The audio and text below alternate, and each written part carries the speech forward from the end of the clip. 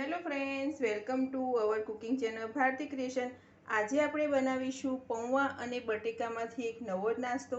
બટેકા પૌવા ખાઈને કંટાળી ગયા હોય તો ઘરમાં રહેલા ઇન્ગ્રીડિયન્ટમાંથી એકદમ ટેસ્ટી અને સમોસા કચોરી ભૂલાવે તેવો નવા નાસ્તાની રેસિપી. તો ચાલો બનાવીએ. પૌવાનો એકદમ ટેસ્ટી અને ક્રિસ્પી નાસ્તો બનાવવા માટે આપણે જે રેગ્યુલર બટેકા પૌવા માટે પૌવા ઉપયોગમાં લઈએ છીએ તે 1 કપ જેટલા પૌવા લીધા છે. પૌવાને આપણે સાઈડથી ચાળી અને કોટનના કપડાથી લૂછીને પછી લેશું. આપણે એક મિક્સિંગ બાઉલ લઈશું અને જેમાં જે સાફ કરેલા પૌવા છે તે લઈશું અને આ પૌવાને આપણે એકદમ ઝીણા ક્રશ કરી લઈએ. તો આપણે પૌવાને સરસ ઝીણા ક્રશ કરી લીધા છે અને એકદમ આપણે જેવો સોજી હોય છે તેવું સહેજ દરદરું ક્રશ થશે. પૌવાને આપણે આવી રીતે ક્રશ કરીશું. હવે આ પાવડરને આપણે સાઈડ પર રાખીશું. તેની સાથે મેં 1 નંગ બટેકું લીધું છે અને બટેકાને આપણે છીણીને એકદમ ઝીણી આવે તેનાથી છીણી લીધું છે અને આ છીણને આપણે પાણીમાં રાખીશું. હવે આપણે નાસ્તો બનાવીએ. નાસ્તો બનાવવા માટે આપણે એક પેન લઈશું અને પેનને આપણે ગેસ પર ગરમ કરવા માટે મૂકીશું. તેમાં આપણે 1 ચમચી જેટલું તેલ લઈશું. તેલને આપણે સાઈડે ગરમ થવા દઈએ. તેલ સહેજ ગરમ થાય પછી તેમાં આપણે અડધી ચમચી જેટલું જીરું નાખીશું અને જીરાને પણ તેલમાં આપણે સાઈડે સાંતળવા દઈશું.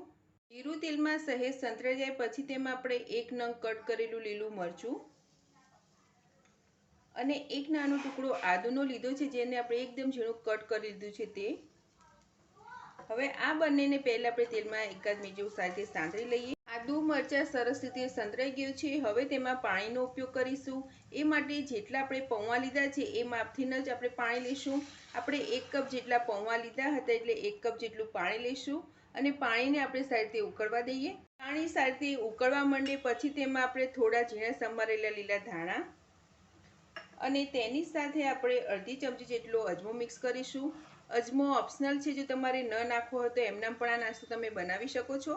તેની સાથે આપણે 1 નંગ જે છીણીને બટેકું રાખ્યું હતું તે નાખીશું અને આ છીણને પાણીમાં આપણે સાઈડે મિક્સ કરી દઈએ. લગભગ એકાદ મિનિટ જેવું આપણે છીણને પાણીમાં સાઈડે મિક્સ કરીને ઉકળવા દઈશું જેથી જે કાચું છીણ છે તે પાણીમાં સરસ રીતે બફાઈ જાય અને ગેસની ફ્લેમ આપણે મીડિયમ રાખીશું. તેની સાથે આપણે ટેસ્ટ પ્રમાણે મીઠું મિક્સ કરી દઈશું. મીઠું નાખીને આપણે એમાં સાઈડે મિક્સ કરી દઈએ અને મીડિયમ ફ્લેમ પર હવે આપણે આ છીણને સાઈડે પકવી લઈશું. એકાદ 2 મિનિટ જેવું થઈ ગયું છે અને પાણી સરસ ઉકળવા માંડ્યું છે અને જે આપણે બટેકાનું છીણ મિક્સ કર્યું હતું તે પણ સરસ રીતે તેમાં સ્ટીમ થઈ ગયું છે. હવે તેની અંદર આપણે જે પૌવાનો પાવડર કરીને રાખ્યો હતો તે મિક્સ કરીશું અને ગેસની ફ્લેમ મીડિયમ રાખીશું. તેની સાથે આપણે થોડોક મરી પાવડર અને થોડા ચીલી ફ્લેક્સ, હવે આ બધું આપણે સાઈડે મિક્સ કરી દઈશું. તેને આપણે સતત કન્ટિન્યુઅસ ચલાવતા રહેશું જેથી તેમાં એક પણ લમ્સ ન પડે અને એકદમ સ્મૂથ આપણું આ જે મિશ્રણ છે તે તૈયાર થઈ જાય.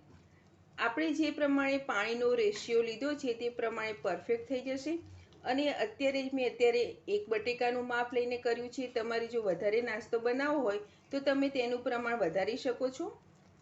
તો હવે આપણે મીડિયમ ફ્લેમ પર બધું સાઈડે મિક્સ કરી લઈએ. ક્રશ કરેલા પૌવા મિક્સ કરીને આપણે 2 થી 3 મિનિટ જેવું ગેસ પર રાખ્યું છે અને તમે જોશો તો સરસ એવું ડો ફોર્મમાં આવી ગયું છે અને એકદમ મિશ્રણ પણ ડ્રાય થઈ. આપણે જે પૌવા અને બટેકાનું મિશ્રણ બનાવ્યું હતું તે સરસ રીતે ઠંડુ થઈ ગયું છે. હવે આપણે આ મિશ્રણમાંથી નાસ્તો બનાવીશું. એ માટે આપણે હાથમાં સહેજ તેલ લગાવી લઈશું અને જે આ મિશ્રણ તૈયાર કર્યું છે તેમાંથી આપણે નાના નાના બોલ્સ જેવું વાળી દઈશું. તમારે આ નાસ્તાને જે શેપમાં બનાવવો હોય તે રીતે બનાવી શકો છો. અત્યારે આપણે આ નાસ્તાને સિલિન્ડર શેપ આપીશું. તો તમે જોશો આવી રીતે સરસ રીતે સિલિન્ડર શેપમાં આપણે આ નાસ્તો તૈયાર કરી લઈએ. તમે આને ગોળ શેપ અથવા તો સ્ક્વેર શેપ પણ આપી શકો છો. આપણે જે મિશ્રણ બનાવ્યું છે તેમાંથી બધો જ નાસ્તો આવી રીતે વાળી લઈશું અને એકદમ સરળતાથી સિમ્પલ રીતથી આ નાસ્તો તૈયાર થઈ જશે અને વાળવામાં પણ કંઈ માથાકૂટ નહીં થાય અને સરસ રીતે વળી પણ જશે. તો હવે આપણે બધો જ નાસ્તો આવી રીતે તૈયાર કરી લઈએ. આપણે જે પૌવાનું મિશ્રણ તૈયાર કર્યું હતું તેમાંથી બધો જ નાસ્તો વાળીને સરસ તૈયાર કરી લીધો છે. હવે આપણે આ નાસ્તાને ડીપ ફ્રાય કરીશું, પરંતુ જો તમારે 1 વીક સુધી આને સ્ટોર કરીને રાખવું હોય તો રેફ્રિજરેટરમાં સ્ટોર કરીને પણ રાખી શકો છો. તો હવે આ નાસ્તાને તળવા માટે આપણે તેલ ગરમ કરવા માટે મૂકીશું.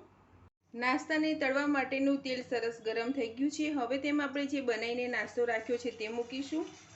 ગેસની ફ્લેમ મીડિયમ રાખીશું, જેથી નાસ્તો છે સરસ રીતે આપણો ક્રિસ્પી થઈ જાય અને અંદરથી પણ સરસ રીતે તળાઈ જાય.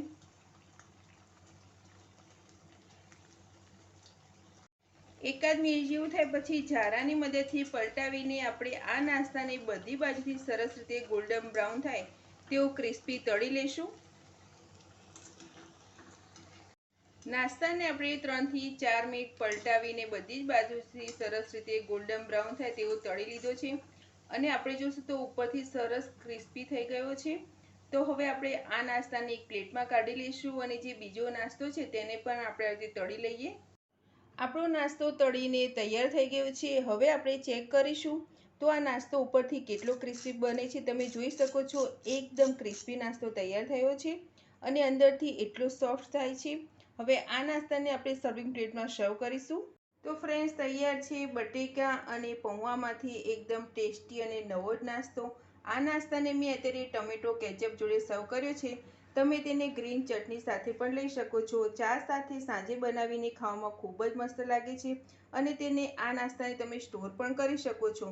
બનાવવામાં એકદમ સિમ્પલ અને એક નવા જ નાસ્તાની રેસીપી તમને સારી લાગી હોય તો મારા વિડીયોને લાઇક, શેર અને આવી જ નવી રેસીપી જોવા મારી ચેનલને સબસ્ક્રાઈબ કરજો. મારો વિડીયો જોવા બદલ થેન્ક યુ.